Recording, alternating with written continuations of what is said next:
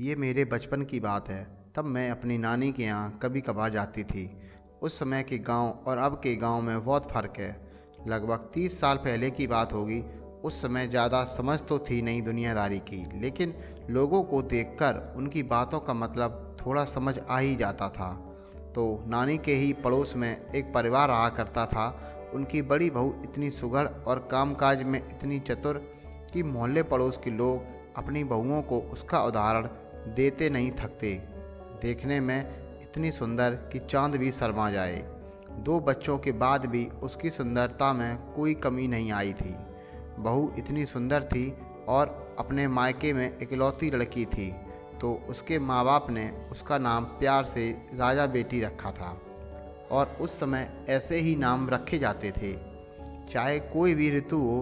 बेचारी सुबह के तीसरे पहर से उठ जाती, पहले चकरी में आटा पीसती, फिर कुएं से पानी भरकर लाती, फिर जानवरों का दाना पानी करके गोबर उठाकर खलियान में ले जाकर कंडे पातती, फिर स्नान ध्यान करके चूल्हे में लग जाती। वहाँ से रीतती तो खेत पर खाना देने जाती। ऊपर से 3 देवर और 2 नंदों को भी संभालती। बच्चे तो दादा दादी देख लेती, लेकिन उस पर भी उसकी सास पान कुंवर हमेशा उससे खुश नहीं थी। हमसे यही ताना मारती रहती कि कुछ नहीं सिखाया माँ बाप ने, ठग लिया इसके बाप ने, मेरा हीरे जैसा बेटा ये कहीं से भी मेरे बेटे के लायक नहीं है। और पान कुंवर ना तो खुद सुंदर थी और ना उसके बेटे। ना कोई व्यवहारवादी आती, ना ना बड़ों का सम्मान करना। खूब अनाप शनाप की जमीन थी, तो खेती खूब होती, तो बेटे बस खाकर पड़े रहते। ना कभी कोई काम ना काज। बाप सारी खेती संभालता था और मजदूर भी रखे थे, क्योंकि पान कुंवर को पसंद नहीं था कि उनके 4 बेटे धूप में काम करें। घर का काम बहू के जिम्मे था और बेटों की शादी तो हो गई थी, लेकिन गौना नहीं हुआ था। बेटियां भी कोई भी हाथ ना बांटती हो जाएगा। और पानकुंवर देवी को इस बात का बहुत घमंड था कि मेरे 4 बेटे हैं। खानदान में अभी तक मेरे जैसे कोई भी 4 बेटों की मां नहीं हुई। लेकिन जो भी हो, बेचारी राजा बेटी का जीवन दूभर हो चुका था। सास के ताने सुनकर इतनी कोशिश करती सास को खुश रखने की, लेकिन पान कुंवर का मुंह ही बना रहता। राजा बेटी के द्वार से कोई साधु भिक्षु खाली हाथ ना लौटता, लेकिन जब पान कुंवर देवी घर में होती तो मजाल है कि किसी को एक लोटा जल भी मिल जाए। राजा बेटी माँ बाप से कहती तो वे कहते, तेरा भाग्य है बेटा, ससुराल है, सब सहना पड़ता है, अब यही तेरा घर है, तेरी अर्थी भी यहीं से निकलेगी। पता नहीं मायके वाले बेटी को गलत सहने की सलाह क्यों देते हैं। बेचारी राजा बेटी 12 साल से सब सह रही थी, लेकिन चू ना करती। और कभी कभी पानकुंवर अपने बेटों से चुगली लगा देती तो राजा बेटी को बेरहमी से पीट भी दिया जाता था। लेकिन राजा बेटी ने ना कभी पति और ना कभी सास को कभी भी कुछ गलत नहीं कहा। मोहल्ले पड़ोस के लोग देखते और सुनते तो कहते कि ऐसी लक्ष्मी जैसी बहू मिली है, इसलिए कदर नहीं है। आते ही चूल्हा अलग कर लेती, तब पता चलता गूंगी बहू मिली है। बोलने वाली होती तो अब तक सबको ठिकाने लगा चुकी होती।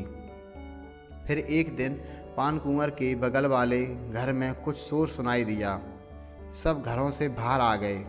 पता चला कि उनकी बेटी ससुराल नहीं जाना चाहती, ससुराल वालों से तंग आ चुकी है। फिर भी उसे ज़बरदस्ती ससुराल भेजा जा रहा है। और सब लड़की को समझाने लगे थे कि वो ही तुम्हारा घर है, यहाँ कब तक बनी रहोगी। और लड़की चीख चीख कर कह रही थी कि वो नहीं जाएगी। कुछ देर तमाशा यूं ही चलता रहा, लेकिन उस लड़की की मदद करने सामने कोई भी नहीं आया।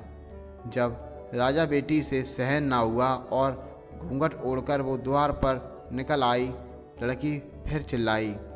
अब इस बार राजा बेटी ने अपना घूंघट ऊपर किया उस लड़की का हाथ थामा और बोली, अब जिसकी हिम्मत है वो इसे ससुराल बेचकर दिखाए। और पास में खड़े एक बुजुर्ग की लाठी भी छीनकर अपने हाथ में ले ली। अब पानकुंवर का गुस्सा सातवें आसमान पर और बहू को धमकाने लगी। लेकिन राजा बेटी तो अब झांसी की रानी बन चुकी थी। जो लताड़ा सास को भी वो उसका मुंह ही देखते रह गई। वो बोली, अच्छा तो ठग लिया मेरे बाप ने, कुछ नहीं सिखाया मेरे बाप ने। तुमने अपने बेटों को देखा है? शुक्र करो कि मैंने शादी कर ली तुम्हारे बेटों से।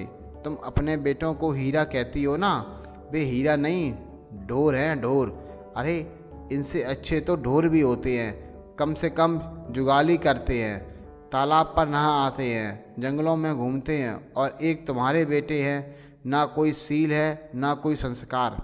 तुम्हारे द्वार से साधु महात्मा भूखे ही लौट जाते हैं। यही तो सिखाया है तुमने अपने बेटों को, क्योंकि तुमने तो दान धर्म सीखा ही नहीं, वो तो क्या सीखेंगे।